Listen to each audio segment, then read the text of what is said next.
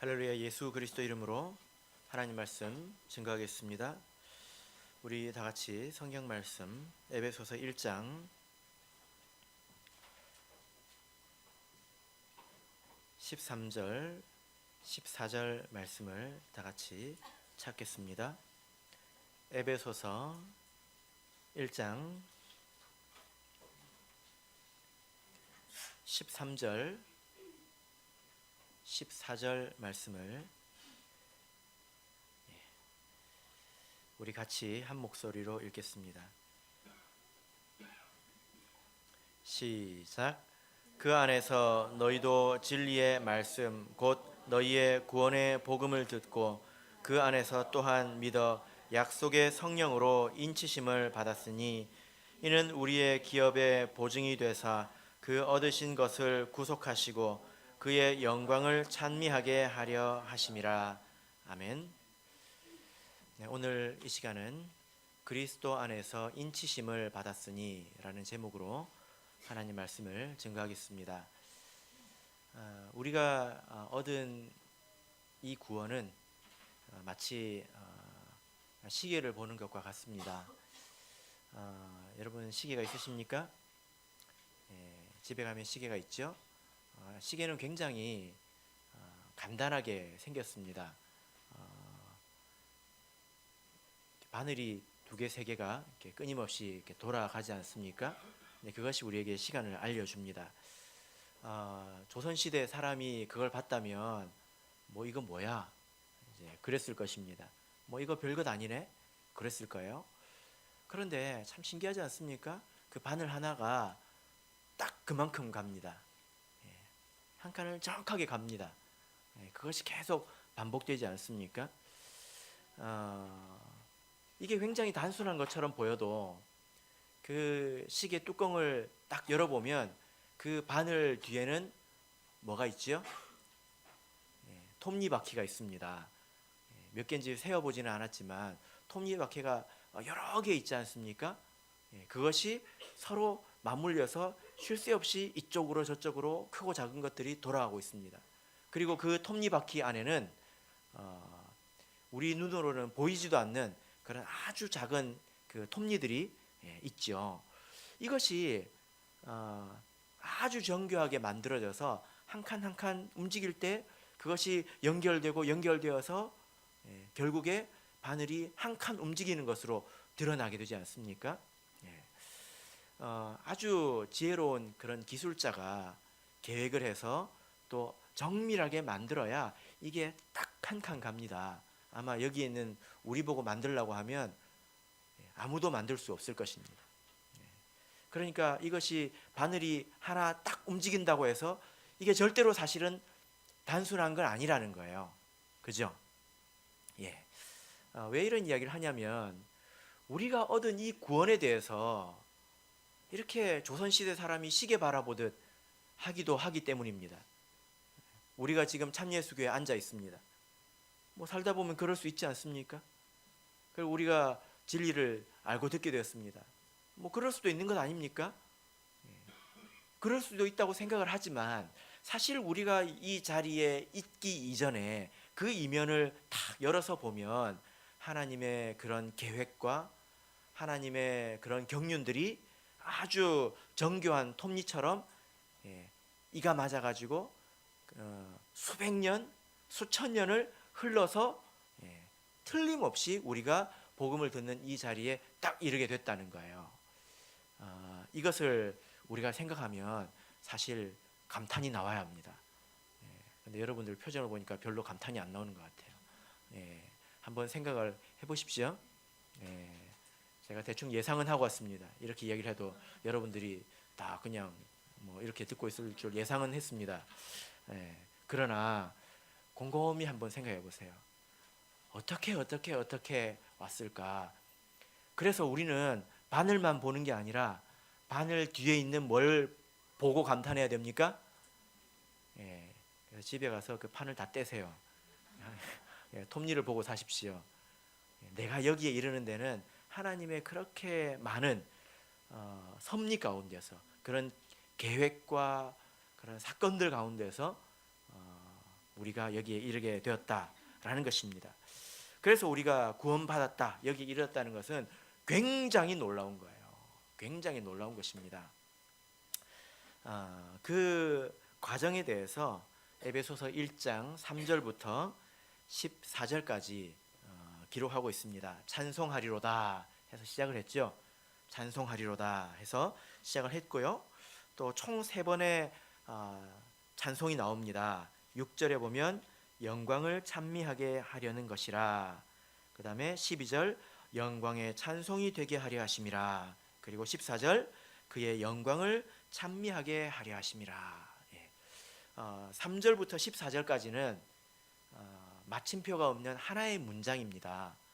그러니까 바울 사도가 숨도 안 쉬고 하나님의 그 은혜를 찬송할 때 쭉 그냥 이제 쏟아 놓은 것이죠. 그런데 그 안에는 총 3가지의 내용이 있다는 것입니다. 첫 번째는 하나님께서 우리를 택해 주셨다는 것입니다. 그리고 두 번째는 우리에게 죄사함의 은혜를 주셨다라는 거죠. 10절을 보겠습니다. 10절 같이 읽겠습니다. 시작. 하늘에 있는 것이나 땅에 있는 것이 다 그리스도 안에서 통일되게 하려 하심이라. 하나님의 뜻은 이것입니다. 하나님께서 이 세상을 만드시기 전에 택하신 여러 사람들이 있지 않았겠습니까? 근데 이 사람들이 이 세상에 태어난 때도 다르고 장소도 다릅니다. 그래가지고 서로 하나가 되지 못한다는 말이에요. 육신적인 이유 때문에. 그래서 하나님께서 그리스도 안에서 하늘에 있는 것이나 땅에 있는 것, 그러니까 혈통이나 민족, 그리고 시간과 공간, 심지어 삶과 죽음까지도 초월해서 그리스도 안에서 하나를 만드시려고 하신다라는 겁니다.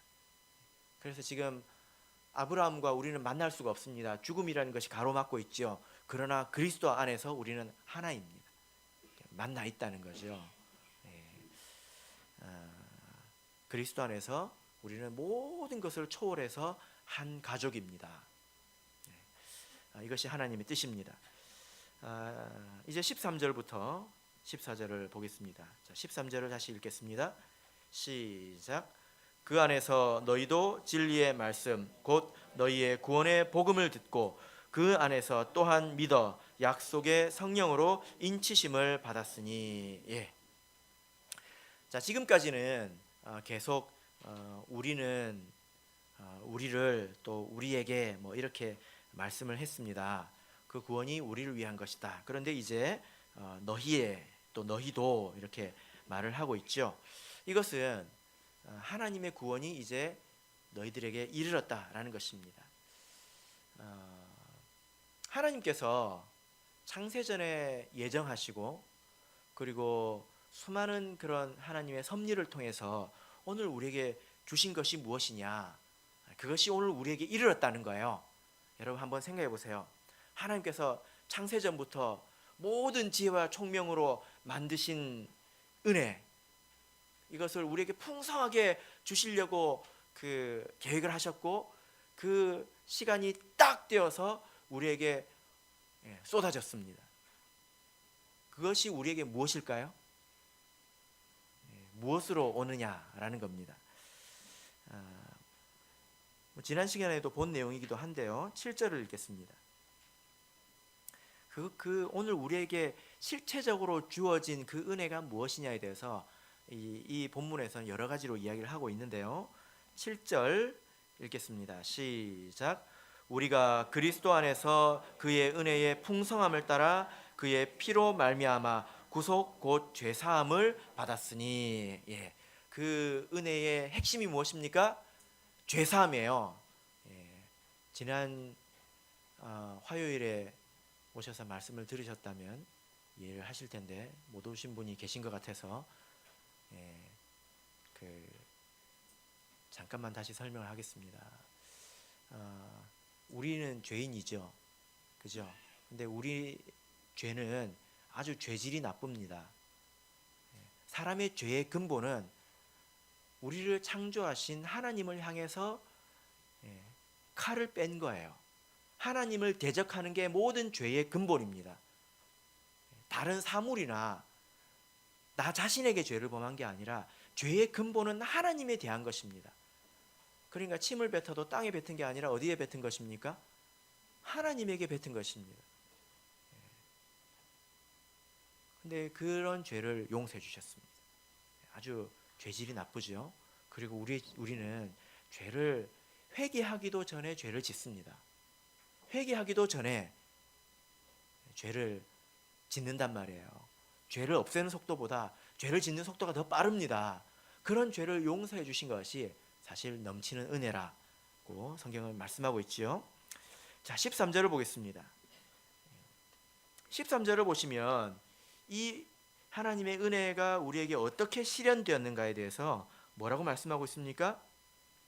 그 안에서 너희도 진리의 말씀 곧 너희의 구원의 복음을 듣고 그 안에서 또한 믿어, 이렇게 말하고 있습니다. 그 모든 은혜가 우리에게 딱 주어질 때 그것이 무엇이었느냐?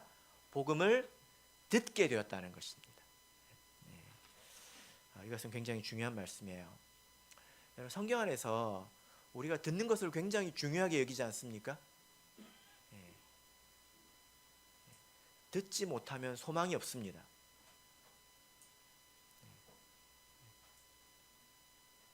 그 유대인들 이야기에 나오는 내용인데요.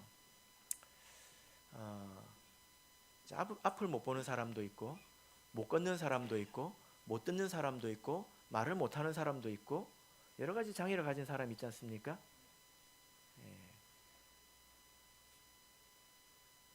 어떤 사람이 제일 불쌍하다고 생각합니까? 이것은 상징적인 이야기인데요. 랍비들끼리 그걸 이렇게 토론을 하다가 답이 안 나왔어요. 그래가지고 어떻게 했느냐? 그러면 아주 지혜로운 랍비가 나와서 내가 답을 보여주겠다 했습니다. 그래서 그런 각양각색의 장애를 가진 사람들을 다 모아놓고 잔치를 벌여줬습니다. 이런 데서 잔치를 막 벌여줬습니다. 뭐 이제 술도 마시고 또 뭐 음식도 먹고 노래도 부르고 막 옆에서 막 신나게 꽹과리도 치고 시끄럽지 않겠습니까? 근데 그때 그 랍비가 와가지고 불이야! 했습니다. 끝까지 앉아서 술을 마신 사람이 누구였을까요? 못 듣는 사람이었어요. 그래서 저 사람이다. 그래서 하나님의 백성들은 듣는 것을 소중하게 여깁니다. 그래서 오늘 여기도 보면 이 하나님의 모든 은혜가 우리에게 듣는 것으로 임했다라는 거예요. 이게 무슨 말이냐면요. 듣는다라는 말은 눈으로 보는 게 아니라 듣는다는 게 아니라 이 듣는다의 반대말이 무슨 말이냐면 스스로 생각해낸다는 거예요. 이 말이 무슨 말이냐면요. 여러분, 우리가 구원을 받으려면 진리를 알아야 될 것 아닙니까? 진리를 모르고 구원받을 수 있습니까? 없습니다. 절대로 없습니다. 그러면 진리는 어떻게 우리가 알게 됩니까? 두 가지 가능성이 있어요. 내가 스스로 생각해내는 게 있고요. 그 다음에 나는 몰라도 가르쳐줘서 아는 거예요. 두 가지 방법이 있습니다. 어떤 게 더 빠르겠습니까? 네? 여러분, 사람이 내 IQ가 100 이쪽 저쪽으로 왔다 갔다 하는데 100이라고 무시하지 마세요. 사람들 평균이 100이에요. 절반은 100 이하예요, 사실은. 그런데 이 부족한 사람들이 스스로 생각해가지고 진리를 찾을 수 있겠습니까? 없겠습니까? 없죠. 없어요. 그러면 우리가 어떻게 진리를 알겠습니까? 들어서 안다는 거예요. 들어서.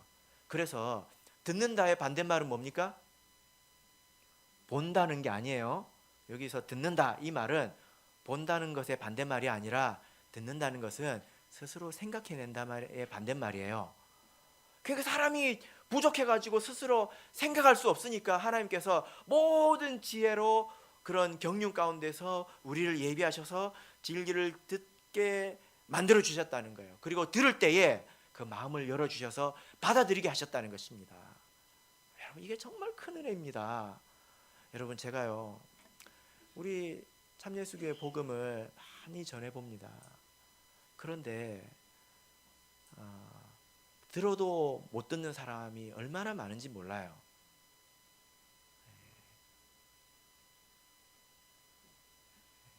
그런데 우리는 듣고 이해했지 않습니까? 그것이 하나님의 은혜입니다. 그건 하나님께서 감동으로 주신 것이죠. 이 과정에 대해서 성경에서 이렇게 이야기하고 있습니다. 로마서 10장을 보겠습니다. 로마서 10장 13절에서 17절 보겠습니다.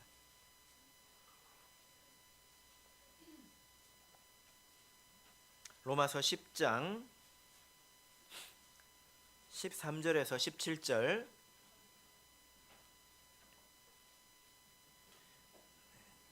네, 같이 읽겠습니다. 시작. 누구든지 주의 이름을 부르는 자는 구원을 얻으리라. 그런즉 저희가 믿지 아니하는 이를 어찌 부르리요? 듣지도 못한 이를 어찌 믿으리요? 전파하는 자가 없이 어찌 들으리요? 보내심을 받지 아니하였으면 어찌 전파하리요? 기록된 바 아름답도다. 좋은 소식을 전하는 자들의 발이여 함과 같으니라. 그러나 저희가 다 복음을 순종치 아니하였도다. 이사야가 가로되 주여 우리의 전하는 바를 누가 믿었나이까 하였으니 그러므로 믿음은 들음에서 나며 들음은 그리스도의 말씀으로 말미암았느니라. 예, 여기서 주의 이름을 부르는 자는 구원을 얻으리라. 부르는 것은 굉장히 중요합니다. 하나님이 우리를 불러주셔야 되고 우리도 하나님을 불러야 구원이 이루어집니다. 그런데 어떤 사람이 하나님을 부릅니까? 주님을 부릅니까? 믿는 사람이 부르겠죠? 어떤 사람이 믿습니까? 들어야 믿게 됩니다. 이렇게 생각해 보십시오. 옛날 조선시대 그 똑똑한 사람들이 스스로 하나님을 찾아서 이 진리를 스스로 깨달을 수 있었겠습니까? 상상도 못하고 죽었을 거예요. 그런 것처럼 듣는 게 중요합니다. 그런데 전파하는 사람이 없으면 어떻게 듣겠습니까? 그런데 한번 생각해 보세요. 여러분들은 진리를 누구한테 들었습니까? 분명히 누구한테 배웠을 거예요. 어떤 다른 목자님이든지 선생님이든지 전해 들었을 거예요. 그 사람들은 누구한테 들었을까요? 그 전에. 그럼 그분들은 누구에게 들었을까요? 거슬러 올라가면 진리는 어디서 나왔을까요?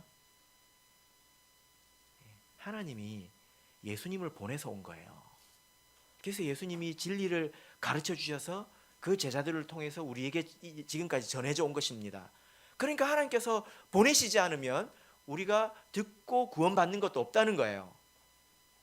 그러니까 모든 하나님의 은혜는 사실 듣는 순간을 위해서 예비된 것입니다.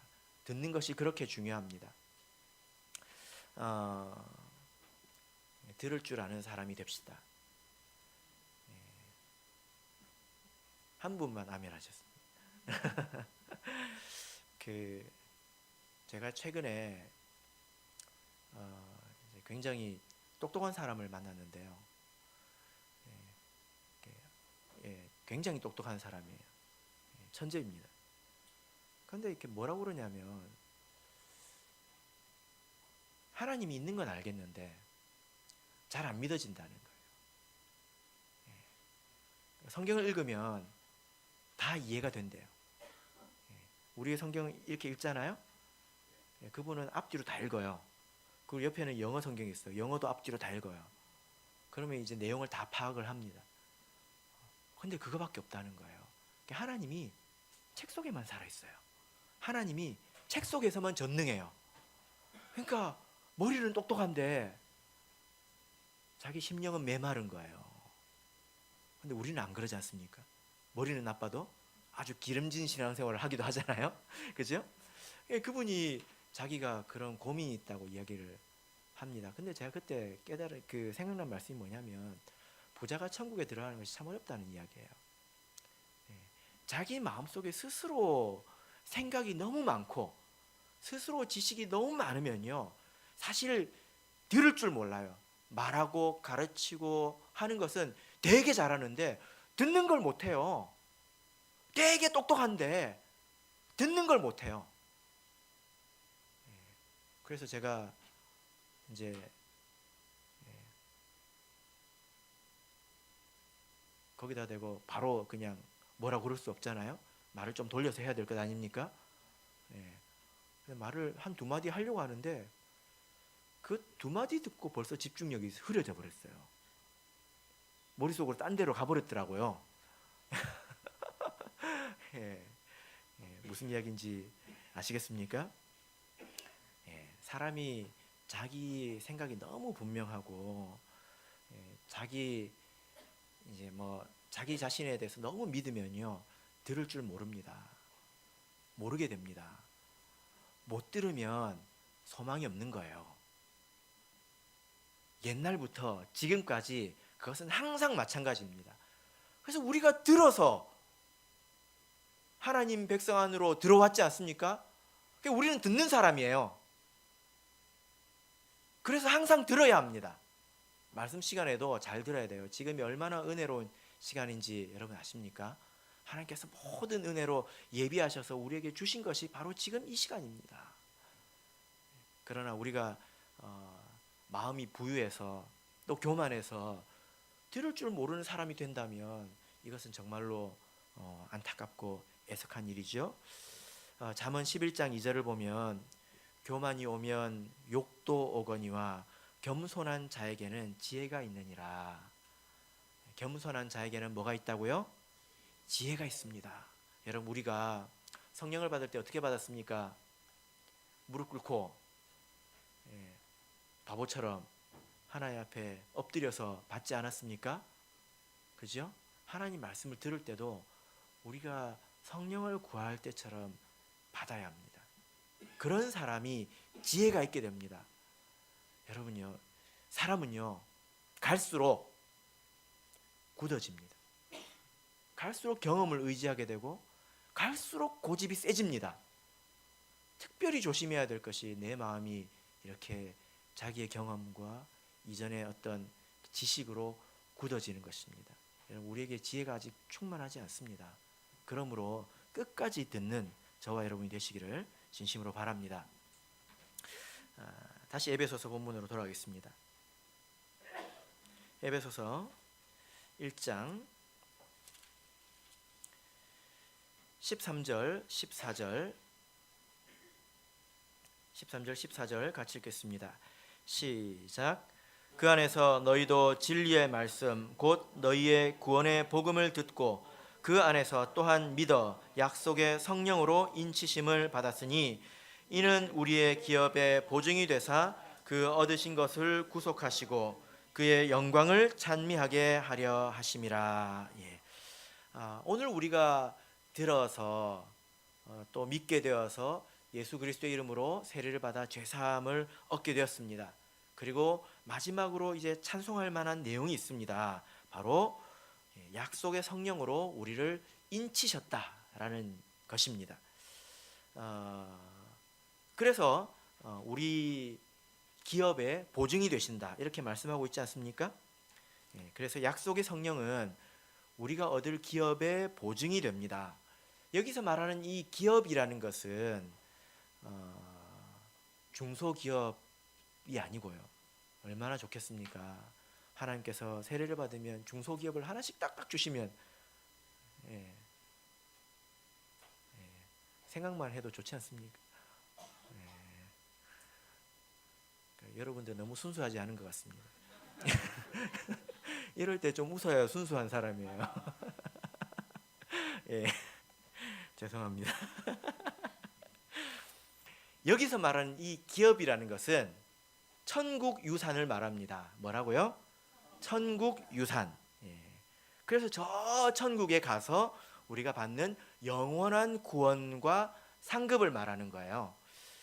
베드로전서 1장 4절을 보겠습니다. 베드로전서 1장 4절. 베드로전서 1장 4절.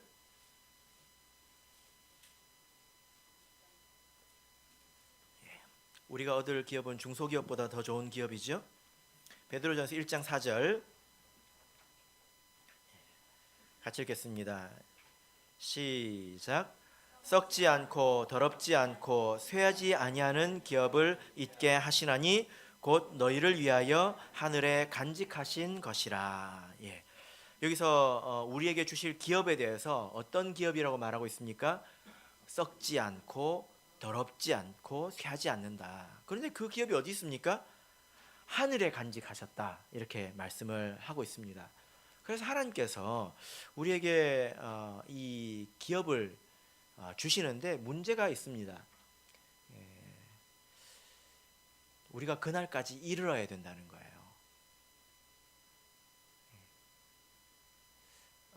이렇게 한번 생각을 해보십시오. 어떤 부자 아버지가 아들이 어릴 때에 죽었습니다. 그래서 천문학적인 금액을 이 아이에게 맡겼어요. 이 아이는 이것을 누릴 수가 없습니다. 나중에 어른이 돼서 누릴 수 있게 되겠죠. 그죠? 그런데 문제가 있어요. 이 아이가 예를 들어 그렇게 누릴 만한 나이가 될 때까지 삐딱하게 자라면 그 돈이 의미가 없습니다. 이 말이 맞습니까? 예, 이해되십니까? 그런 유산도 그 사람이 반듯하게 자라야 의미가 있지. 예를 들어 깡패가 됐다거나 마약 중독자가 됐다거나 그럼 그 사람에게 있는 그런 것도 의미가 없다는 거예요. 그래서 그것을 받고 누릴 만한 데까지 이르는 것이 참 중요합니다. 하나님께서 우리에게 기업을 약속하셨지만 그것이 지금 우리에게 있는 건 아니라는 거예요. 그래서 우리에게 무엇이 필요하느냐? 바로 성령이 필요하다라는 것입니다. 14절 말씀을 돌아가서 보시면요. 에베소서 1장 14절 보시면 이는 우리의 기업의 보증이 되사 그 얻으신 것을 구속하시고 이렇게 말씀하고 있습니다. 오늘 우리에게 성령을 주신 것은 다른 사람 다 방언 기도하는데 나만 못하면 속상하잖아요. 그래서 주신 것이 아니라 우리가 얻는 기업을 보증하기 위해서 주셨다는 것입니다. 그리고 그 얻으신 것을 구속하시려고 주셨다는 거예요. 여기서 이 두 가지는 사실 똑같은 것입니다. 하나님의 자녀를 얻으신 것을 마지막 날까지 구속하시기 위해서 주셨다는 것입니다. 확실하게 하기 위해서 주셨다라는 거죠. 그러므로 여러분 성령이 없다는 것은 사실 거에게 그 유산을 물려받은 아이가 혼자 자라야 되는 것과 같습니다. 이해가 되십니까? 불가능하지요. 틀림없이 제대로 그것을 누리지 못할 것입니다. 그런 것처럼 우리에게는 성령이 있어야 반드시 구원의 완성에 이를 수 있습니다. 우리가 지금 얻은 구원은 완전하지만 아직 완성되지는 않았죠. 그래서 완성이 이르려면 반드시 성령의 도움이 있어야 합니다. 자, 이 성령께서 우리 기업의 보증이 되십니다. 이 보증이라는 말의 뜻에 대해서 우리가 생각해 볼 텐데요. 창세기 38장을 보겠습니다.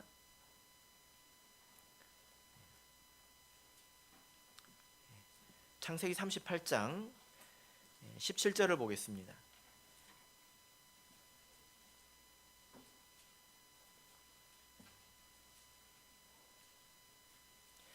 원래 이 보증이라는 말은 신약에 없는 말이에요. 원래는 이 창세기 38장에서 가져온 말입니다. 자, 17절 읽겠습니다. 시작. 유다가 가로되 내가 내 떼에서 염소 새끼를 주리라. 그가 가로되 당신이 그것을 줄 때까지 약조물을 주겠느냐. 예. 여기 보면 약조물이 나오죠. 이것이 보증입니다. 이 내용을 이해하려면 38장 전체를 다 읽고 이해를 해야 되는데 제가 그냥 말씀을 드리겠습니다. 야곱의 12아들 중에 유다가 있었습니다. 근데 그 유다의 큰아들이 장자가 엘이에요. 엘. 근데 이 엘이 결혼을 했는데 누구랑 결혼을 했냐면 다말과 결혼을 했습니다. 근데 이 엘이라는 사람이 하나님께서 이렇게 보시기에 너무 큰 죄를 지었던 것 같아요. 그래가지고 하나님이 그를 죽여버리십니다. 그래서 다말이 이제 혼자가 되었죠. 근데 다말에게는 자식이 없습니다. 이건 큰 문제예요. 왜 큰 문제일까요? 유산이 없어요. 유산이 없어요. 남편이 있어야 아버지가 돌아가시면 그 유산을 받아서 먹고 살 것 아닙니까? 남편이 없으면 아들이라도 있어야 유산을 받아서 살 것 아닙니까? 그죠? 예, 그러면 이제 남편도 이제 죽어버렸고 아들도 없으면 이 사람은 소망이 없는 사람이 되는 거예요. 그래서 구약의 율법에 보면 만약에 이런 경우에 그 동생이 그 형수와 결혼을 해서 아들을 낳아주도록 되어 있습니다. 그래서 기업을 잇도록 해주는 것이 구약의 율법입니다. 그런데 이 엘의 동생이 다말에게 이렇게 장가를 가야 되지 않습니까? 엘의 동생이 이름이 오난이에요. 오난. 예, 오난. 그런데 그 오난이 그렇게 되는 것이 싫었나 봐요. 그래서 회피합니다. 하나님께서 그걸 보시고 악하게 여기셔가지고 오난을 죽여버립니다. 예. 그 유다에게 아들이 이제 셀라라고 하나가 남았는데 얘까지 가서 죽으면 유다는 큰일 나지 않습니까? 예. 그래서 안 들여보내줘요. 다말은 어떻게 됐습니까? 아주 그냥 공중에 붕 떠버렸죠. 근데 그 어간에 유다의 아내가 죽습니다. 유다의 아내가 죽어요. 그래가지고 그 틈을 타서 이 다말이 그 기생으로 위장을 해가지고 얼굴을 가리고 그 이제 유다하고 관계를 맺습니다. 그러면서 그 화대를 받아야 되잖아요. 그러니까 염소새끼를 주겠다고 그러니까 보증금을 달라는 거예요. 보증품. 그게 뭐냐? 뭡니까? 뭐죠?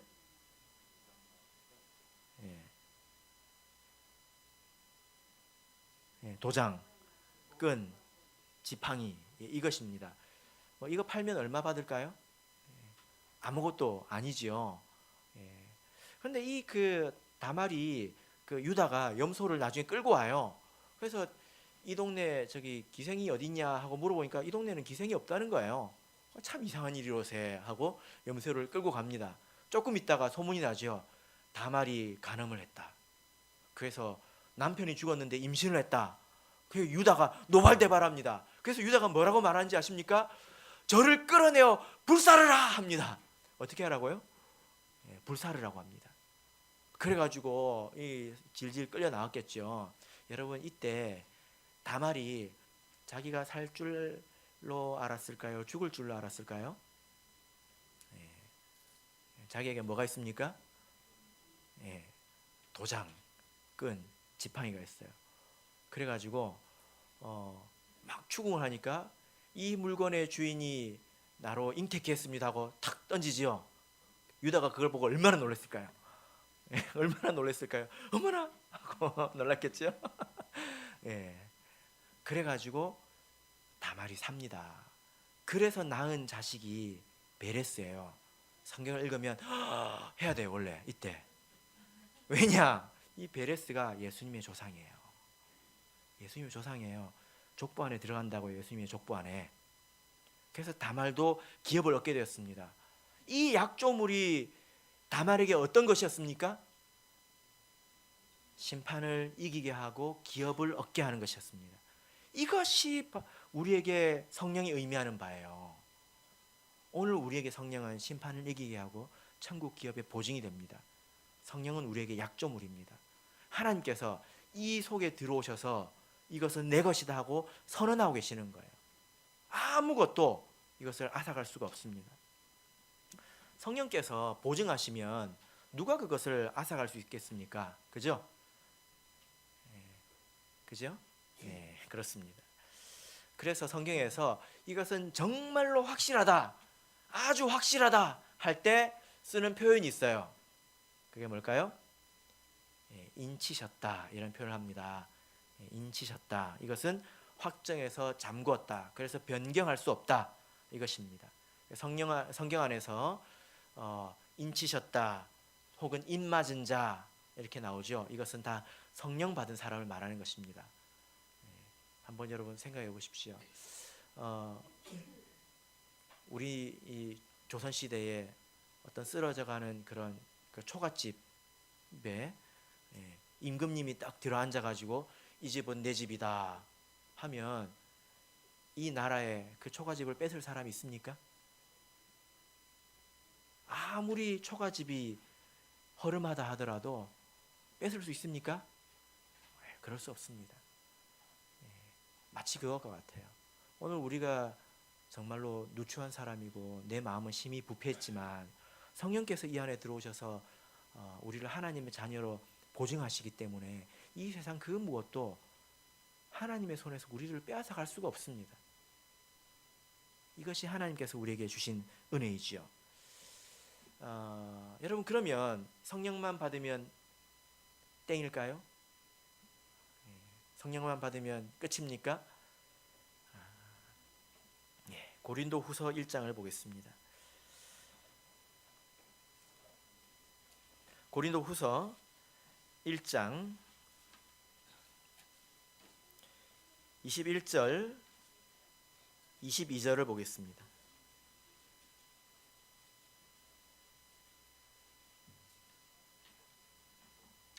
고린도 후서 1장 21절 22절, 여기서는 성령께서 하신, 하나님께서 하신 일에 대해서 기록하고 있습니다. 21절 22절 같이 읽겠습니다. 시작. 우리를 너희와 함께 그리스도 안에서 견고케 하시고 우리에게 기름을 부으신 이는 하나님이시니 저가 또한 우리에게 인치시고 보증으로 성령을 우리 마음에 주셨느니라. 여기 보면 하나님이시니 이렇게 나오죠. 하나님께서 하신 일이 총 4가지다 이렇게 기록을 하고 있습니다. 무엇입니까? 그리스도 안에서 견고하게 하신 것, 이게 1번이에요. 두 번째는 뭐죠? 우리에게 기름을 부으시니. 그 다음에 22절에서 세 번째는 무엇입니까? 인치셨고, 네 번째 보증으로 성령을 우리 마음에 주셨느니라. 여러분 읽으면서 어떤 느낌을 받으셨습니까? 이 4가지가 사실은 다 같은 거라는 거예요. 그죠? 기름을 부으셨다. 이건 무엇입니까? 성령 주신 거죠. 그 다음에 인치셨다. 이건 무엇입니까? 성령 주신 거죠. 그럼 마지막에는 성령을 주셨다라고 또 말하고 있지 않습니까? 다 같은 거예요. 이것은 강조하는 것입니다. 하나님께서는 이것을 하신다. 예를 들어 뭐 이렇게 한번 말을 해봅시다. 목자의 사명은 설교하는 것입니다. 그리고 말씀을 전하는 것입니다. 그리고 복음을 전하는 것입니다. 그래서 성도를 굳세게 하는 것입니다. 이거 다 같은 말이잖아요. 더 어렵습니까? 다 같은 말이잖아요. 지금 하나님께서 하시는 일은 다 성령을 주시는 거라는 거예요. 그래서 하시는 일이 무엇입니까? 이게 4가지인데 아까 제가 1, 2, 3, 4번이라고 했죠. 그죠? 그 중에 2번, 3번, 4번은 다 이제 과거형으로 되어 있는데 1번은 현재형이에요. 지금도 하고 계시다는 것입니다. 인치셨다라는 건 지금도 계속 인치고 계신다는 게 아니라 옛날에 인을 치셨다는 거예요. 그건 끝난 거예요. 인봉하셨다는 것입니다. 성령을 주셨다. 우리한테 계속 성령을 주고 계실까요? 계속 리필하고 계실까요? 아니에요. 성령을 부어 주셨습니다. 옛날에 우리에게 기름을 부어 주셨습니다. 그래서 지금 하고 계신 게 있어요. 무엇입니까? 견고케 하시는 거예요. 성령께서 우리 안에 오셔서 하나님이 성령을 통해서 하시는 일이 무엇이냐? 우리를 견고하게 하시는 것입니다. 우리를 하루하루 견고하게 하시는 것입니다. 그래서 성령을 보혜사 성령이라고 하죠. 우리의 연약함을 도우시는 보혜사 성령이라고 하지 않습니까? 성령께서 우리를 견고하게 하시기 때문에 우리도 견고하게 될 것입니다. 우리가 이것을 믿어야 합니다. 그래서 우리가 성령을 통해서 구원의 완성을 향해서 한 걸음 한 걸음 나아갈 수가 있는 것입니다. 우리가 이것을 믿는다면 이것을 정말로 믿는 자의 합당한 태도가 무엇일까요?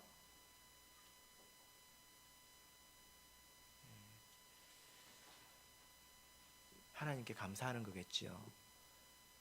여러분, 사람의 마음은 만물보다 부패했다고 말씀을 하셨습니다. 우리 마음속에는 하나님을 향해서 대적하는 마음이 있어요. 그런데 하나님께서 어떻게 하셨습니까?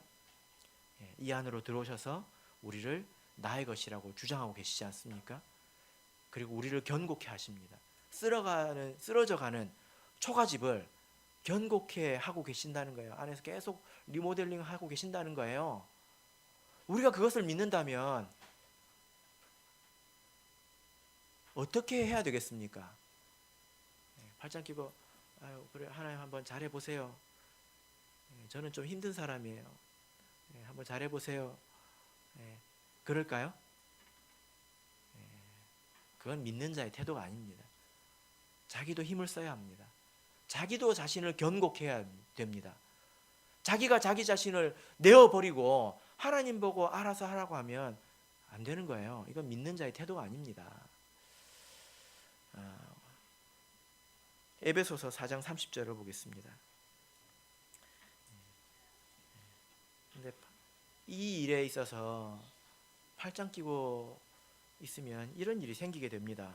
에베소서 4장 30절, 에베소서 4장 30절 같이 읽겠습니다. 시작. 하나님의 성령을 근심하게 하지 말라. 그 안에서 너희가 구속의 날까지 인치심을 받았느니라. 하나님의 성령을 어떻게 하지 말라고요? 근심하게 하지 말라는 것입니다.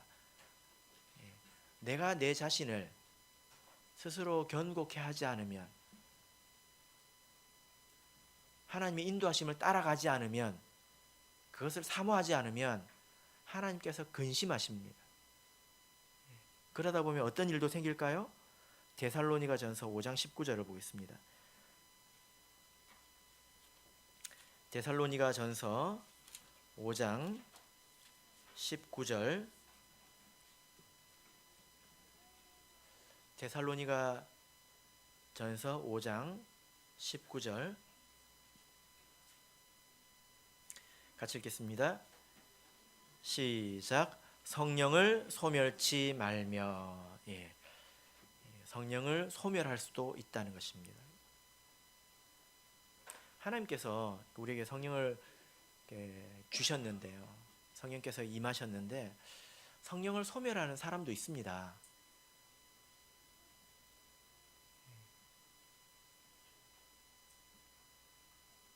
제가 여러 부류의 사람을 이렇게 이제 경험을 해봤는데요. 어떤 사람은 제가 볼 때는 비교적 정직한 사람이에요. 그래서 방언 기도를 못하니까 기도를 안 하고 그냥 있더라고요. 그냥 이게 뭐라고 그럴까요? 그 차 시동 켤 때 부릉 하고 걸려야 되는데 시동이 계속 털털털털 하면서 이제 시동이 안 걸리는 것처럼 방언 기도를 하려고 하는데 안 되는 거예요. 그러다가 맙니다. 그런 사람은 비교적 그래도 제가 볼 때는 정직한 사람이에요. 근데 이제 나중에는 이제 제가 알게 돼가지고 회개하고 다시 안수받고 성령을 다시 받았습니다. 근데 그런 사람만 있는 게 아니에요. 어떤 사람은 방언을 흉내내는 사람도 있습니다. 습관이 된 것 같이. 그래서 스스로 흉내내는 사람도 있습니다. 가짜 방언이지. 그리고 어떤 사람은 성령이 떠나가고 그 자리에 사단이 임했습니다. 사단이 주는 방언을 하기도 해요. 제가 이 경우를 다 경험해봤습니다. 성령이 근심하고 소멸한다는 것이 남의 이야기가 아닙니다. 다 우리 주변에 있는 이야기들입니다. 우리가 하나님께서 우리에게 천국의 영화를 우리에게 약속하셨고 그 날에 이르도록 우리를 완성시키려고 성령을 주셨습니다. 그래서 우리에게 보증으로 우리에게 주셨지요. 이것을 믿는다면 우리도 같이 힘써야 합니다. 성령과 더불어서 힘써야 합니다. 그런 자가 결국 구원을 얻게 되는 거예요. 여러분 어떻게 살고 계십니까? 바로께는 성령과 더불어서 자기 자신을 경고케 하시는 저와 여러분 되시기를 예수 그리스도 이름으로 축복합니다.